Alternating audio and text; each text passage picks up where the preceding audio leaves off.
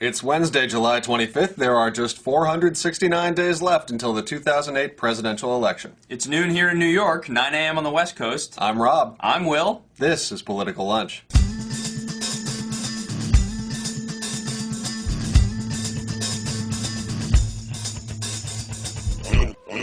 Welcome back to Political Lunch. Monday night featured the much-hyped CNN YouTube Democratic candidates debate, and I, for one, thoroughly enjoyed it. I thought CNN did a great job selecting questions. And they certainly had a sense of humor about the whole thing. Take, for example, this guy. As myself and other Americans really want to know if our babies are safe. This is my baby, purchased under the 1994 gun ban. Please tell me your views. While most of the candidates soft-shoed around that one, it was Senator Biden who said what many were thinking. I'll tell you what, if that's his baby, he needs help.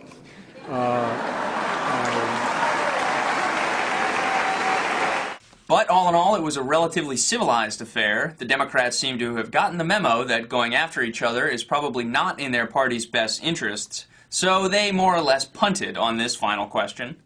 I'd like for each of you to look at the candidate to your left and tell the audience one thing you like and one thing you dislike about that particular candidate. And remember, be honest. Well, I like John Edwards. I love his wife Elizabeth and his family, and I think we've had enough of negative in politics. I have nothing negative to say about the gentleman. You're not going to answer the question, all right? Dennis and I have been friends for 25 years. I think this is a ridiculous exercise. Dennis, the thing I like best about you is your wife. And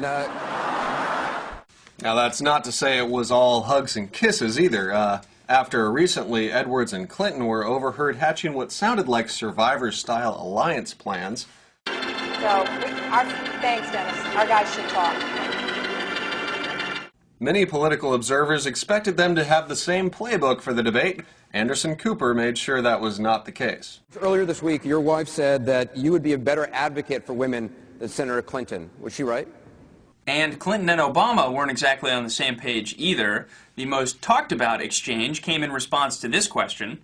Would you be willing to meet separately, without precondition, during the first year of your administration in Washington or anywhere else, with the leaders of Iran, Syria, Venezuela, Cuba, and North Korea, in order to bridge the gap that divides our countries?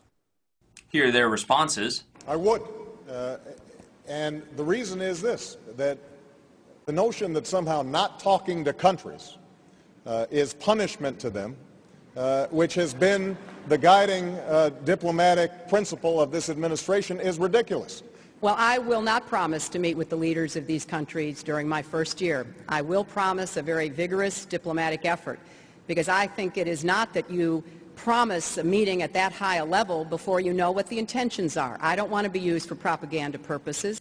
Yesterday, the scuttlebutt was that Clinton would use that response from Obama to paint him as a latte liberal, out of touch with the tough realities of foreign policy.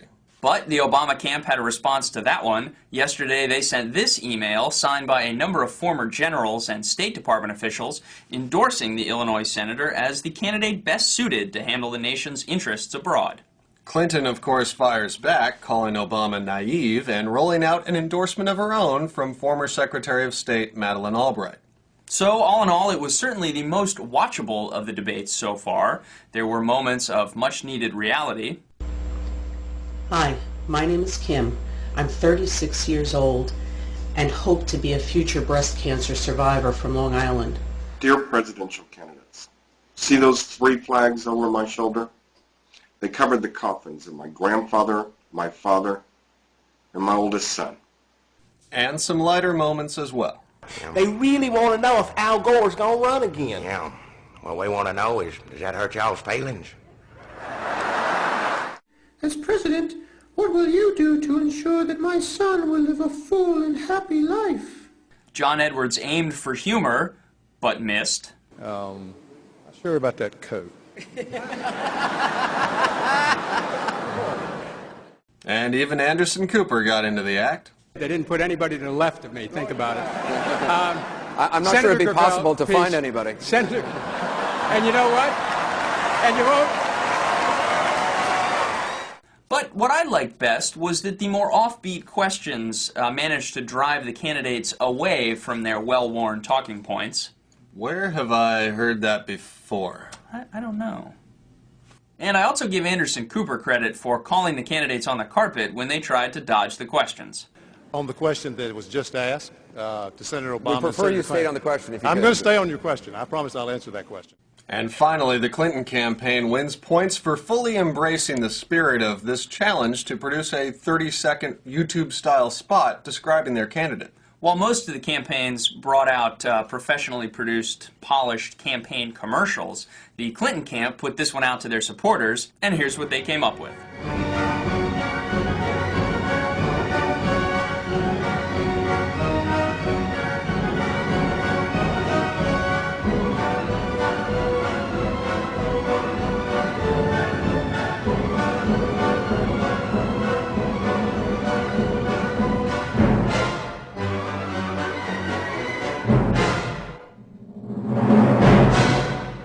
One final note, of the 3,000 submissions to YouTube for the debate on Monday, most could be considered fairly sympathetic to the Democrats. Will the GOP debate go down as smoothly?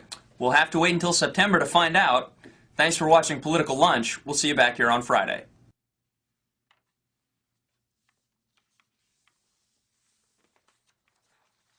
You know who I think won?